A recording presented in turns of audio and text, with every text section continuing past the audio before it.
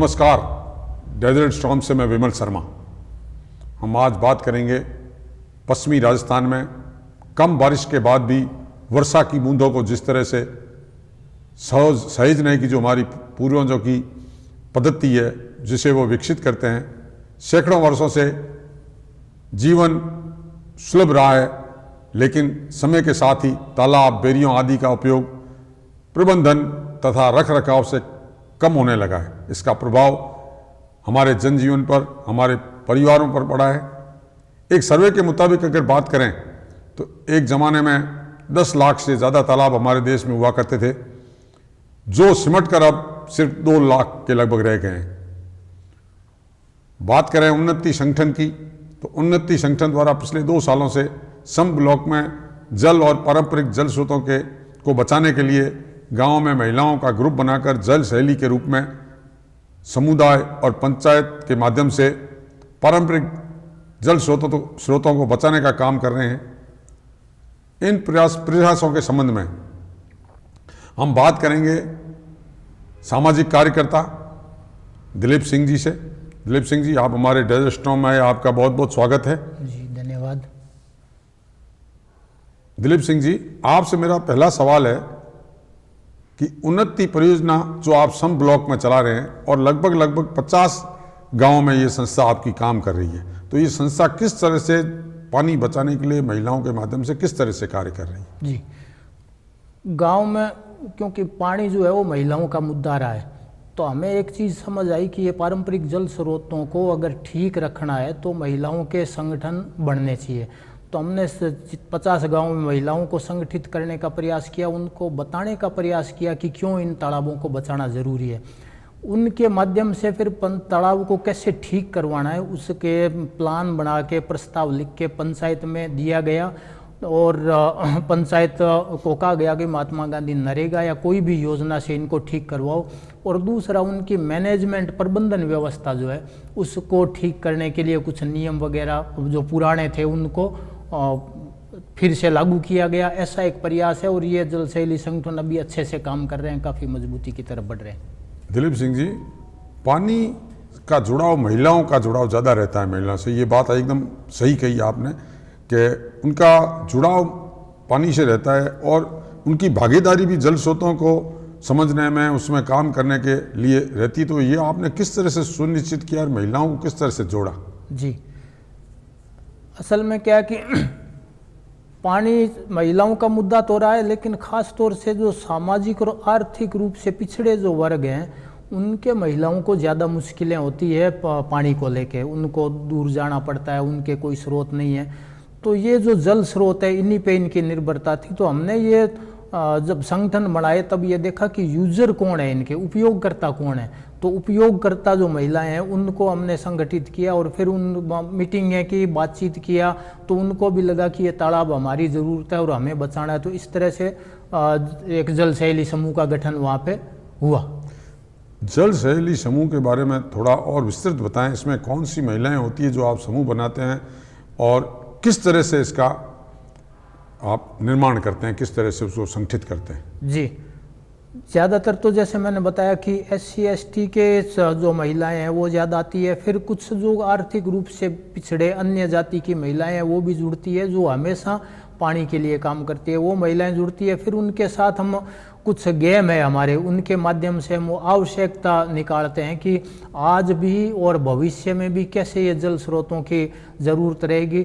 हम ये बताते हैं कि धरती पर केवल 3 पैसे पानी है, उसमें से 2 पैसे हमें बरसात से मिलते हैं, 1 पैसा हिमालय की नदियों से। तो ये हमें जो पानी मिल रहा है वो बरसात का पानी मिल रहा है, इसको सहेजना ज़रूरी है। तो इस तरह से उनको मोटिवेट करते हैं और ये बताते हैं कि ये जो पाइपलाइन से पानी की सप्लाई है ये कभी भी बाधित हो सकती है, और इसको लेके आप अगर इससे अपना घर का खुद का ठाव रखोगे तो आप आत्मनिर्भर बन सकोगे। ये एक प्रयास हम करते हैं जिससे वो संगठित होते हैं। जैसलमेर में जिस तरह से पारंपरिक जल स्रोत को संरक्षित करने का एक साधन है, बल्कि ये माना जाता है कि यहाँ की जैव विविधता, पर्यावरण, पारिस्थितिक तंत्र को संतुलन का एक केंद्र है। अपना जो पानी की जो व्यवस्था है उसको सरकार और समुदाय, जो सरकार का और समुदाय, जिस तरह से आप एनजीओ के रूप में काम करते हैं, तो इन दोनों का सामंजस्य किस तरह का बिठाकर आप इस बारे में जानकारी देते हैं, इस तरह के बारे में प्रेरित करते हैं? जी, आपने ठीक बताया कि ख़ास तौर से हम अगर जैसलमेर की बात करें आज की तारीख में, तो ये जैव विविधता, पर्यावरण और इकोसिस्टम जो पानी के इर्द गिर्द बनता है वो जैसलमेर में ही दिखेगा अभी, बाकी जगह ऐसा नहीं दिखेगा। तो जैसलमेर को हम ये कह सकते हैं कि ये एक धरती है जो पूरे कम से कम हमारे भारत के जो पर्यावरण है उसमें कहीं ना कहीं इसका बहुत बड़ा योगदान है। अब हम बात करें कि हमारे जो जल शैली समूह है, हमने पहले से ही ऐसा सोच के रणनीति बनाया था कि जल शैली समूह एक तो पंचायत के माध्यम से इन जल स्रोतों को ठीक कराने का काम करेंगे। तो ठीक कराने में हम खाली खुदाई की बात नहीं कर रहे, जब उस पूरे एक तालाब को कैसे वो ठीक रख सकता है, तो एक तो वहाँ पे उनका सरकार के साथ सामंजस्य है। दूसरा है बहुत सारे तालाब हैं जिनमें कुछ मुद्दे हैं कि वो रिकॉर्ड में दर्ज नहीं है, उनका आगोर रिकॉर्ड में दर्ज नहीं है, वो कभी भी दूसरे ज़रूरत के लिए आवंटित हो सकता है, तो फिर तालाब ख़त्म हो जाएंगे। तो इस तरह के मुद्दे हैं वो भी सरकार तक पहुंचाने का प्रयास करते हैं कि इनको हल किया जाए, इनको ठीक किया जाए। तो इस तरह का एक सिलसिला है, कुछ चुनौतियां भी है जिसको लेके आगे भी प्रयास करते रहना पड़ेगा। आपकी संस्था ने अब तक जल शैली और पंचायती राज संस्थाओं के माध्यम से जो आप काम कर रहे हैं, दोनों की भागीदारी के माध्यम से आप कार्य कर रहे हैं, तो सम ब्लॉक में रिवाइव हुए हैं या उसके समुदाय आधारित पुनर्मंथन किस तरह से हुए हैं? जी, हमें बताएं कि रिवाइवल के लिए प्रस्ताव तो सभी 50 गांव जो हमारे हैं उन सभी में दिए, पर अभी तक 28 जो तालाब है वो रिवाइव हुए हैं, वापस उनको ठीक करवाया गया है, उनके आगोर को ठीक करवाया गया है। और जल शैलियों ने इनके बाकायदा नियम बना रहे हैं, जिसके कुछ उदाहरण भी है कि ट्रैक्टर वाले पानी उठा के ले जाते हैं, और महिलाओं ने अब वहाँ पे रोक लगा दी कि बाहर के गांव के टैंकर भर के नहीं ले जाएंगे।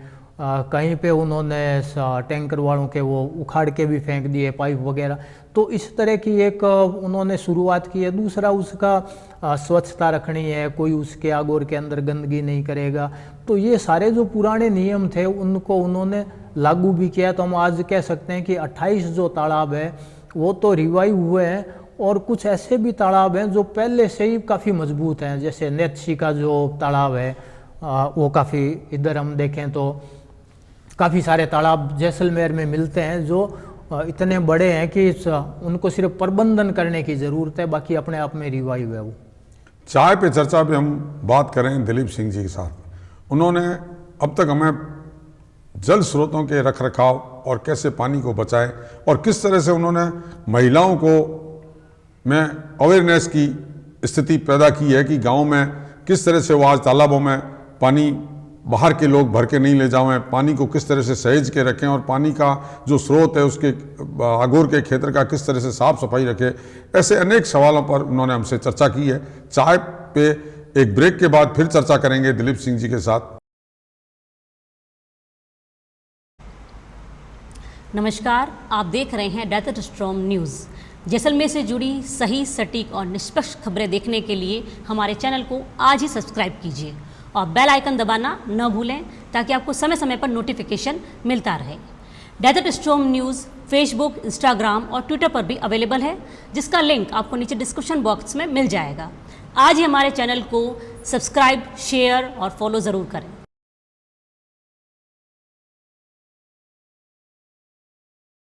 नमस्कार, चाय पे चर्चा में एक बार फिर दिलीप सिंह जी के साथ में। मुझे याद है अनुपम मिश्रा जी की वो किताब तालाब आज भी खड़े हैं। तालाबों के आसपास हमेशा जनजीवन विकसित हुआ है, सभ्यताएं विकसित हुई है।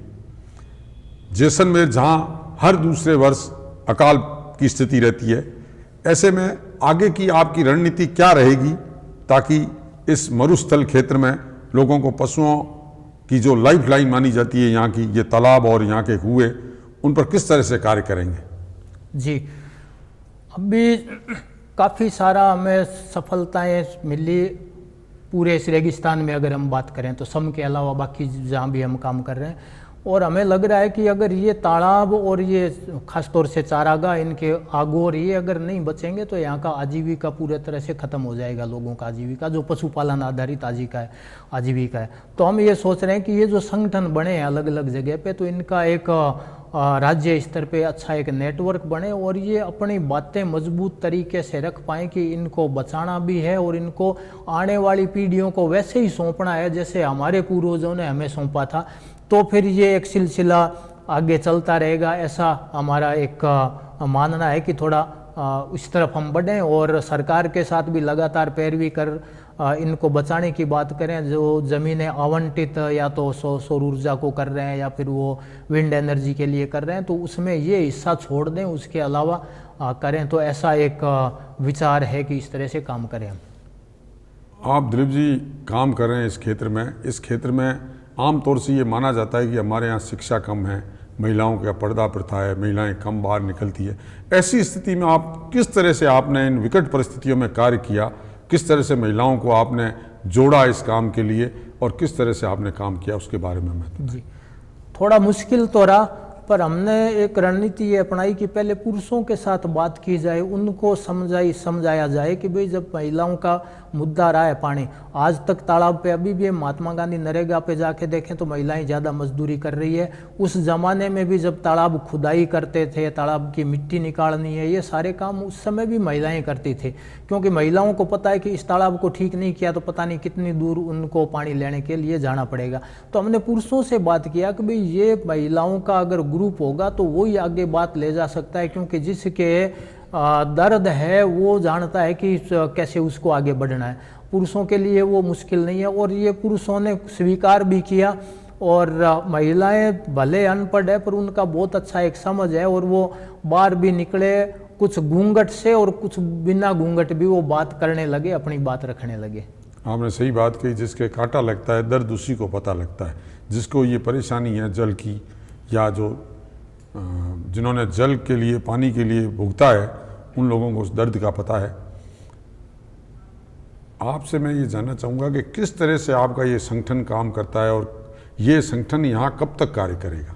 जी अभी हम ये हमारा लास्ट साल है यहाँ पे, अगर हम सम की बात करें, पर हम एक प्रोजेक्ट के हिसाब से मैं कह रहा हूँ कि ये लास्ट साल है। 29 संगठन जो है वो इस क्षेत्र में काम कर रहा है और इसके लिए उनको अभी जो सहयोग मिल रहा है, आर्थिक सपोर्ट मिल रहा है, वो यूरोपियन संघ के सहयोग से मिल रहा है। पर हम आगे भी इस फील्ड में काम करने वाले हैं, भले प्रोजेक्ट कहीं से हो, पर लग रहा है कि यहाँ पे काम करने की बहुत ज़्यादा ज़रूरत है, क्योंकि ये हमारी सारों की, खाली ऐसा नहीं है जैसलमेर के लोगों की ज़िंदगी का सवाल है, ये पूरे रेगिस्तान के लोगों के जीवन का सवाल है। इसलिए इस पर काम करते रहना पड़ेगा, हर वर्ग के साथ काम करना पड़ेगा, महिलाओं के साथ, स्कूल में पढ़ने वाले बच्चों के साथ, क्योंकि ये भविष्य बच्चों का भी है। बच्चे भी कल पूछेंगे कि हमारे लिए क्या छोड़ के जा रहे हो। तो इसलिए यहाँ पे हम काम करेंगे। प्रोजेक्ट में ठीक है हम 1 साल और करेंगे, लेकिन हम यहाँ से लगातार काम करेंगे। जी आपने जल संरक्षण के क्षेत्र में किस तरह से कार्य किया उसके बारे में हमसे चर्चा की और विस्तृत रूप से हमें बताया कि जैसलमेर जिले की क्या परिस्थितियाँ हैं, किस तरह से कार्य किया। आप हमारे डेजर्ट स्टॉर्म आए, आपका बहुत बहुत धन्यवाद। जी थैंक यू, बहुत बहुत धन्यवाद आपको।